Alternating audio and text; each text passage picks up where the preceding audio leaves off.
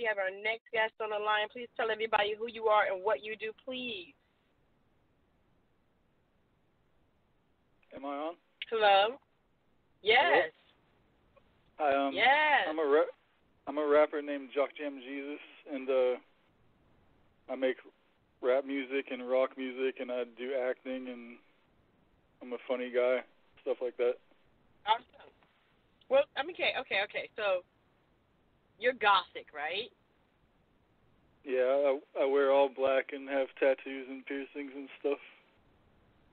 Awesome. Okay, so tell me about yourself. How did you get started, and why rap? Being a goth, I mean, being gothic, you would think that you would be like, into that kind of music. Are you? And how do you do this? How does that work for you?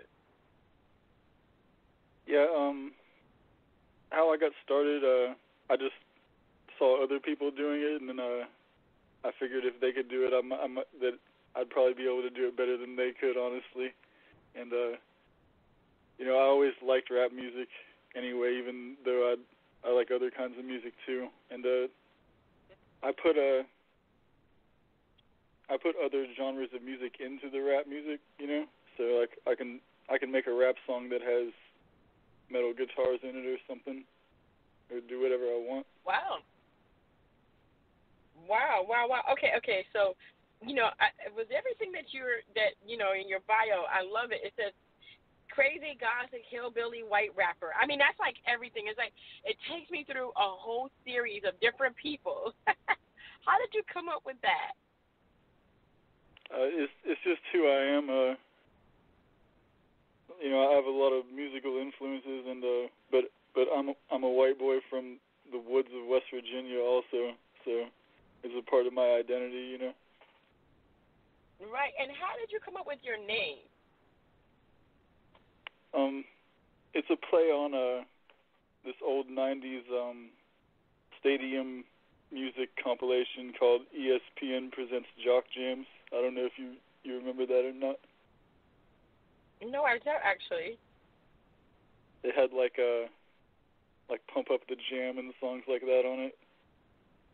Oh, cool. I like that song actually. Wow. So so it's so cool because it's so many different variables that you have, and you perform different genres of music, like shock. So explain to me what shock rap and the different genres that you actually do, because I see a bunch of different things. Shock rap is like just offensive or shocking music, that will draw attention. Sometimes scary stuff, sometimes it's funny. But I also do just all different kinds of rap. I don't only make one type of song, and I do whole other genres of music too. I make industrial rock, and I do covers of songs and all kinds of different stuff. And you do like rock, metal, synth, folk, and spoken. Yeah, I have spoken word songs, and I just do whatever I feel like doing at the time, whenever I get creative, Mhm. What inspires you?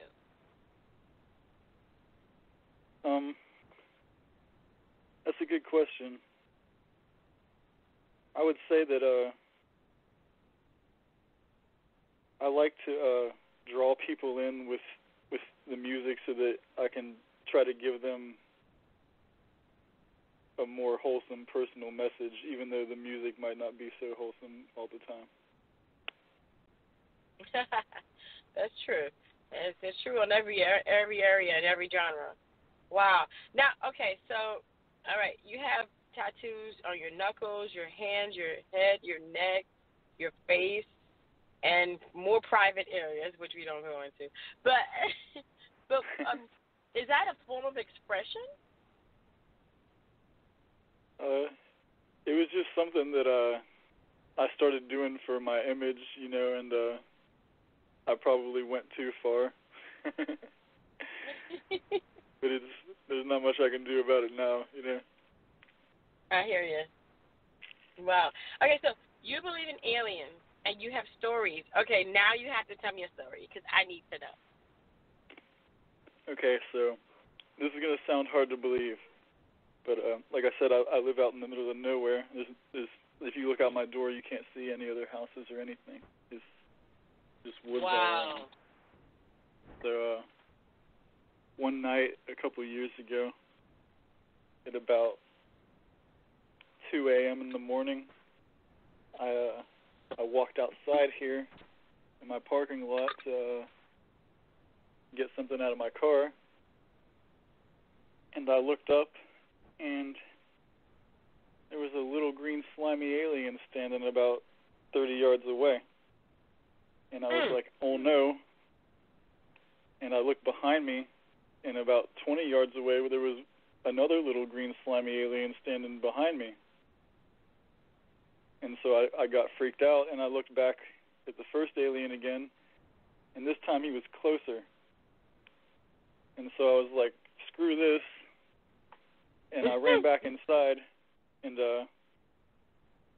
they were so fast that as I was running back inside, I could feel them pounding, running up the steps behind me. And right before I slammed the door, one of them grabbed my leg. Oh no!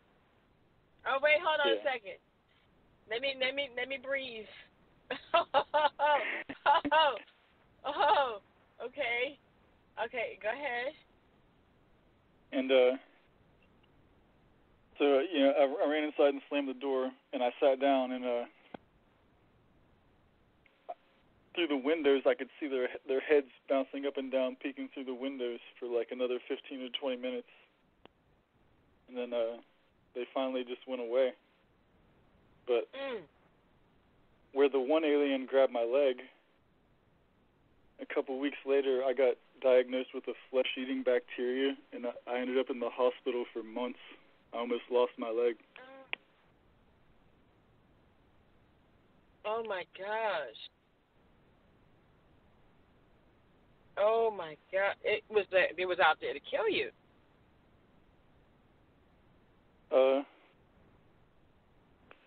I don't know. Maybe they were trying to. I believe that they come here to clone people and replace them with the clones. Because another night I was laying in bed, and I woke up with sleep paralysis. You know what sleep paralysis is? Yeah. Okay, so I could open my eyes and look around. I just couldn't move. And there was a different kind of alien inside my house. It was a really tall, skinny gray alien, and he was walking around the house, like picking up objects off the table and examining them and putting them back down. And then he started to walk down the hallway towards my bedroom where I was sleep paralysis, and I managed to wriggle myself up enough to where I could sit up, and then when I did that, he bolted out of the house and slammed the door, and then I saw lights floating up into the sky. Were you still there? Yeah, I was still here. You crazy. You crazy. I promise these are true stories. Oh my gosh, no, I have a bunch of my friends okay, I'm going to go there. I'm a black girl, I'm a black girl. But yeah. I have a lot of my friends that are white, and they always tell me, we've never seen black people do this. I said, there is a reason why black people don't do that, okay? That's just a reason. The moment that I, see, like, 30 yards here and behind me, some green people that want to kill me or even look at me funny, I'm like, we're selling the house, and I'm moving out tonight, and you guys show it, and whenever you sell it, you let me know, and then give me the money, because I'm not going back there. I can't believe you're still there. Oh, my gosh. That's crazy. I own this place in the land, so it'd be hard for me to give up over just a few aliens, Oh, yeah, just a few. Dude, what? Okay? So you say you believe that they come down here to clone people. I have to be a clone. I'm gonna tell you why. My mom was singing, and I went to my godmother's house to stay there, right? Right. So my godmother was taking care of me for that night. My mom comes home very early in the morning, and she picks me up, and I guess they were like, why are you picking her up so early in the morning? You could just left her here. You know what I mean? And it was in the middle of the night. It was in the middle of the night. It was nowhere near early morning or whatever. It was, you know what I mean? It was like maybe I don't know, 2 o'clock in the morning, because you know how the singers and all that stuff, it's like 1 or 2 when you get off work. So you have a few hours before daylight, right? So she picks me up, puts me in the back seat of the car. We're driving back to the house, and all of a sudden my mom looks up out the window. A cop had pulled somebody over on the side of the road, and I was in the back seat of the car. We looked up. All of us looked up. We saw the lights, and that's all I remember until like 9 o'clock in the morning. So you experienced time loss. It was daylight. That was it. That was the experience. That's all I remember. I don't remember anything else. From the moment that my mom looked up and the police officer looked up until around daylight. It was like the sun had already come up and we were there, standing, looking up. And you know what that sounds like, right? It sounds like I'm a clone. Like you seen the movie Men in Black? Right. Where they pull up that thing that wipes your memory and you don't remember anything? I don't. I actually don't remember anything. Creepy. And it is. And then the biggest thing is that it was in the newspaper the next day, and then it was covered up. So. Sometimes we're talking news stories downtown just Chicago. disappear, right? Yeah, we're talking downtown Chicago, Indiana, South Indiana. We're talking like, you know what I mean? Right. So that was one of my experiences with extraterrestrials. I don't remember seeing any. If I did, and I must be an extraterrestrial. I have to look into my brain and see if I have any talent, touching people's legs and making the flesh virus go on them or something. I don't know. If you were a clone, you might not even know. They might have exactly copied your memories into the new body, and you're really an alien, and you don't even know. I'm an alien. Who knows? Who really does? I mean, who knows? Who knows? But I do believe in that, and I think that you are really. I'm gonna just say it. I love you. Really, I am not prejudiced at all. But white people do things that black people would not do, and that house would be sold the day after that first thing happened to me. All right, amazing stories. Okay, so you have it out. I'm gonna be honest. Let's go back to the music. I didn't sleep while it was dark out for months after that. I waited till it was daylight before I went to sleep. Oh my gosh. Well, I mean, I wouldn't blame you. I wouldn't blame you. I would be like Mossberg, AK, all right? I would have cartridges all around the house, fire torch blowers and stuff. I would just be like, you have an arsenal. Every corner behind the love seat. The recliner would have one inside the side. I'll tell you, I would go crazy. Anyway, so you have an album on streaming, and tell me about that. Okay, so I have a 23-song album on Spotify and Apple and all the sites. It's called The Holy Grail, and it's basically I have probably close to 200 songs, so I took my greatest hits or whatever and put it all on one album basically, and it had stuff from all the way from my old songs to my new songs at that point. But honestly, that came out in July, and I've already probably made a whole nother album worth of material since then. I've been working really hard. Wow. And so you have this song here. Hold on.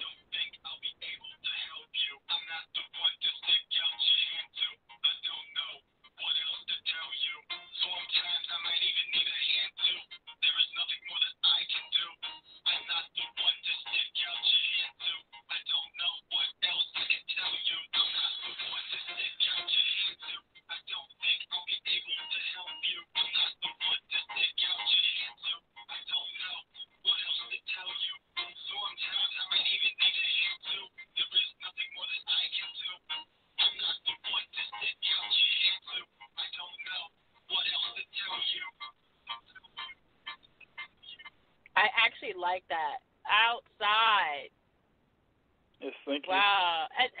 And so like having all those songs, doing everything that you're doing, going through the whole process and having so many, how do you do that? How do you get all that done? Is that like a process that takes a whole long time to do, or do you just like come up with it like that?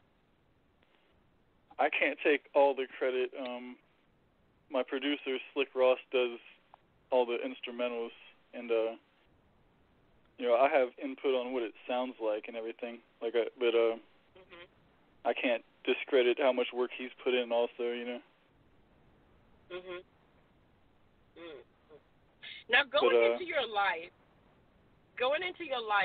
and bringing those songs, how deep are those songs in relative to your life?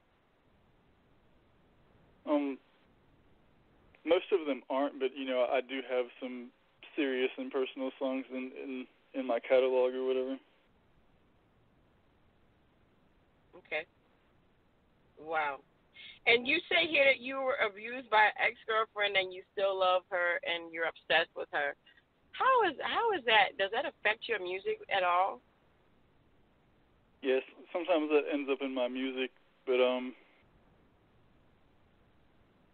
I decided to not say anything bad about her on the radio. I'll just, of course. I'll that's just a wise thing to do. That's a really good thing to do. I mean, everybody has their life and they have their own directions, and so you know what I mean. Now, she knows I care. She knows I care about her, so. I hear that. Now, what about this pet snake that was kidnapped and held for ransom by gang members? You live out in the country, man. I mean, I've never heard such things. This is so cool. I mean, you live like this cartoon life, like Clark Kent or something. I'm not kidding you. I'm looking at you like you can't be real. This just happened recently, and I'm still real upset about it. I came home one day from the store, and the door was propped open, and I lock my door every time I even shut the door, so I knew instantly something was wrong. And I came inside, and the house was a little bit trashed, and it didn't look like anything was stolen. So I was like, cool. They must have been looking for something and didn't find it or whatever. And later that evening, I went to go feed my pet snake, Jamal, and he wasn't in his cage, but the lid on the cage was closed, and I knew that there was no way for him to open up the lid himself and get out. And so I was like, oh no, they took my snake. And some time went by. I was like, damn, somebody stole my snake. But I got a text later that night that said, we have your snake. If you ever want to see your snake again, Cash App $200 to this Cash App. And I had to think about that for a while. $200 isn't really chump change to me, but I love my snake, and eventually the next morning I decided that I was gonna try to give them the money, and so I sent the Cash App, and I texted them back, and I didn't hear nothing for a long time. So I was like, wow, they just really stole my money and kept my snake, But sometime the next day during the evening, they finally texted back, and they had a picture of my snake, and he was dead, and they said, sorry, we accidentally forgot your snake outside overnight, and he froze to death. But they kept the money, so they killed my snake and stole my money. Oh my gosh. So R.I.P. to Jamal. He was a good snake. He never hurt nobody. He didn't deserve that, Wow. So if anybody out there listening has any information on Jamal's killers, please contact me on the internet and let me know. Wow. Now your look has been a critic. I mean, people are looking at you as on the outside instead of on the inside. Tell me about that. How have you been attacked because of the way you look? Most people are actually very nice to me, especially in real life. You know, I've never had somebody really come up and say nothing rude to me in real life even once. But you get online and people get jealous, you know. Like I have like a lot of Facebook followers, so like another rapper will see that and he'll feel the need to comment something negative about the way I look, you know. But I look at them and I always think, you know, I'd rather be me than you, so whatever. Yeah. Wow. Well, I appreciate you being on the show. You know, as far as like your music, your life, everything that's happening to you, you know, how does that coincide with you now going forward with your music?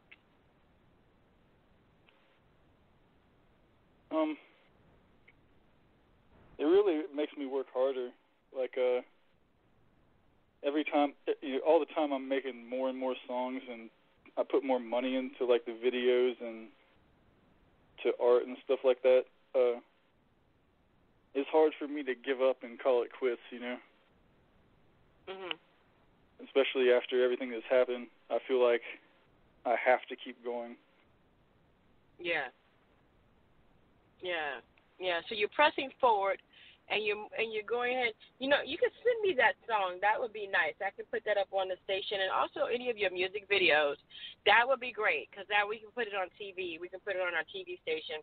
It has been such a wonderful interview, all the way from the beginning to the end. It's very interesting, you know, and I totally, you know, I demise people who actually do, you know, hurt pets or hurt animals for no reason at all. That to me is a catastrophe. It should be a crime. It should really be a crime. And whoever has done that, whoever did that to your snake, they should be caught. Yeah, they didn't do it on purpose, but it's still wrong, you know. It's wrong. It is wrong. It is wrong. And so I think that you know, we need to really crack down on that and make sure that we're not letting them go and letting them have such a light sentence as far as like, you know, well, you know, it was a mistake. Well, I mean, they shouldn't have come into your home and taken your pet anyway.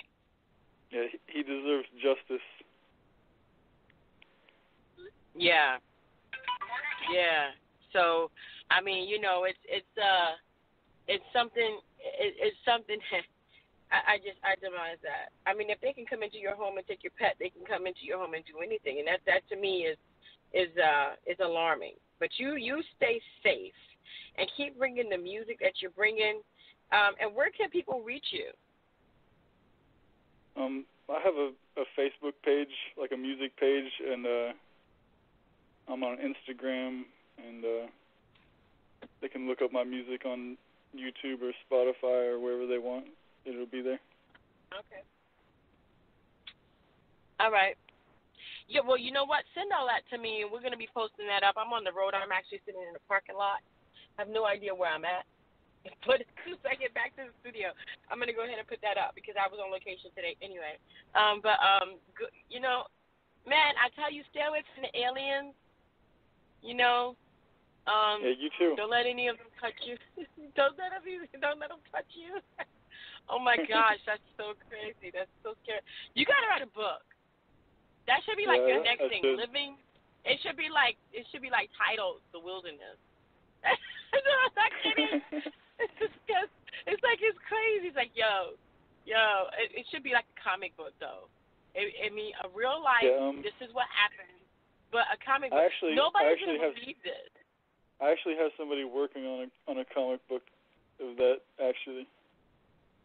Good. It's going to be a bestseller. I'm telling you, whenever it gets ready to come out, let me know. I want to know. Because I think, And I truly believe that it's going to be amazing. Thank you. It's going to be amazing. Your life is amazing. Don't quit. Don't stop. Keep going. I think that you have that kind of life that everybody wants to know about. I agree. And don't sell that house. don't listen to me. Don't sell that house. Well, actually, I'm building a house right next door, so it's gonna, it's in the same place, so it doesn't really help with the aliens. No, it doesn't. It gives them more places to search. It's about time. They don't know where you're at. That's going to be your key thing. So you make sure you stuff your recliner with an AK and a 22 and some blow torches and stuff. we got that covered. Good. Well, thank you so much for being on the show. What a pleasure having you. All right, thank you too. All right, Jock Jam Jesus was on here. Yes. Yay. Oh, man, I'm telling you, what a life you lead. I can't wait. I mean, I'm more excited about the comic book than I am anything else right now.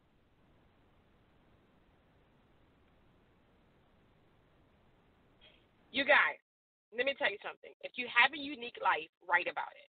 Don't just hold it to yourself. This is amazing. His life is amazing. What he's gone through is amazing. It's one of those.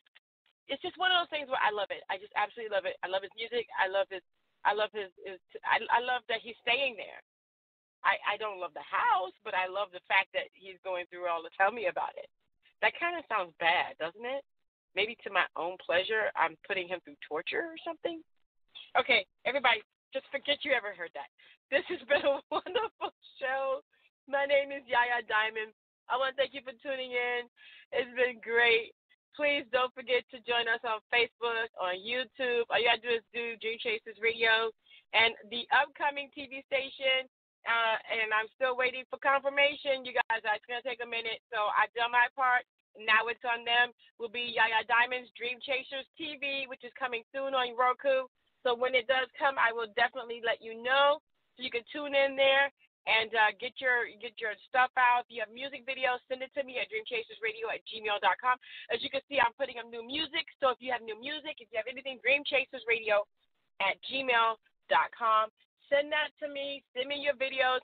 And also in that, send me a permission to use your stuff because I don't want to have any problems. So we permit Dream Chasers Radio, YaYa Diamond, to use across all broadcasting. That way I could do it, and I could put it on the TV, I could put it on the radio, and we can do that just for you, okay? And that is just for you, okay? Just send it to me. All right, you guys, thank you so much for tuning in. Wow, it's been an episode. Let me tell you, I have had the best time today. And now that you know I'm an alien, the word is out. Don't forget that I always say, and I kind of mean this, maybe it's a different meaning today. Dare to be different, baby?